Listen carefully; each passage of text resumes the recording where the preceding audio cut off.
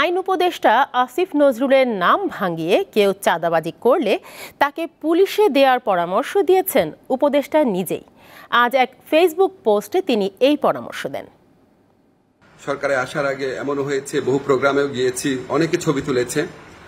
এখন আমাকে কেউ কেউ জানিয়েছে এই সমস্ত ছবি দেখিয়ে চাঁদা আদায়েরও চেষ্টা করছেন। এগুলো আমি শুনেছি, সত্য মিথ্যা জানি না। আমি এটা তীব্র প্রতিবাদ করছি।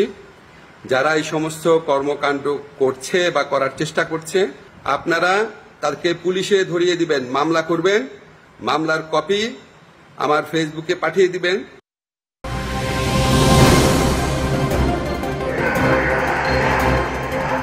আমরা যদি সকলে একযোগে কাজ করি, আমরা দারিদ্র্যকে জয় করতে পারব।